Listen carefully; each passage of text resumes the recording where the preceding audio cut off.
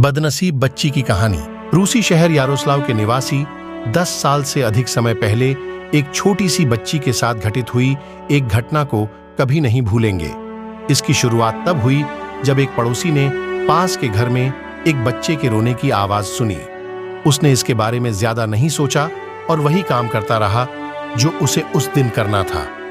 लेकिन अगले दिन बच्चा रोता रहा। जिस घर से रोने की आवाज आ रही थी उस घर में किसी भी पड़ोसी ने किसी को नहीं देखा और रोशनी कभी नहीं जलती थी, यहां तक कि शाम को भी नहीं। लेकिन जब काफी लंबे समय तक आवाज आती रही तब पड़ोसियों को चिंता होने लगी और उन्होंने पुलिस को बुला लिया। वे आए और जब घर में दाखिल हुए तो अंदर से वह बिल्कुल खाली था। जो लोग वहां रहते थे वे सब कुछ लेकर गायब हो गए थे। एकमात्र चीज जो वे अपने पीछे छोड़ गए थे वह उनकी अपनी बच्ची। 1 साल की बच्ची गंदे फर्श पर पाई गई और यह स्पष्ट था कि वह कई दिनों से वहां थी।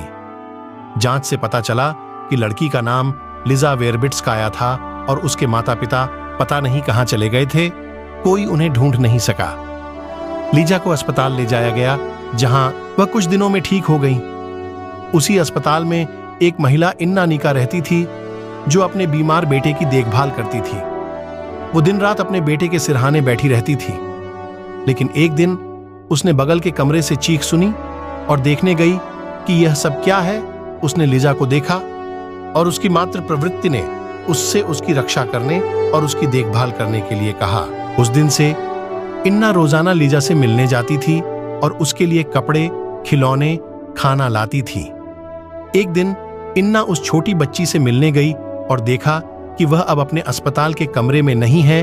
तब पता चला कि उसे एक अनाथालय में ले जाया गया है। वह उसे देखने के लिए अनाथालय भी गई, लेकिन फिर उसे यह स्पष्ट हो गया कि उसे लीसा को गोद लेना होगा। जब गोद लेने के दस्तावेज पूरे हो गए तब लीजा 2 साल की थी और उसे अभी भी चबाने में समस्या थी और वह सदमे में थी।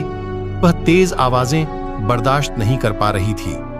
बड़े होने के दौरान लीजा की त्वचा उसके रिश्तेदारों की तुलना में काली थी, लेकिन अब वह सुंदर है। वह एक मॉडल बन गई और अपनी कहानी और मॉडलिंग करियर की बदौलत वह पूरे रूस में जानी जाने लगी। जो लोग उसके रूप रंग पर हंसते थे जब वे उसे जीतते हुए देखते थे तो अपनी जीभ काटने लगते थे।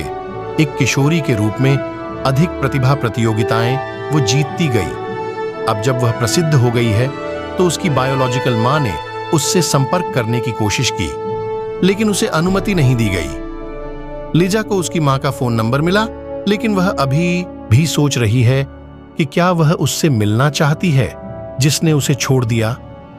हमारा सम्मान इस दत्तक मां इन्ना को जाता है जो इस परित्यक्त बच्चे के जीवन में नायक बन गई, लेकिन ऐसी विशेष नियति के साथ।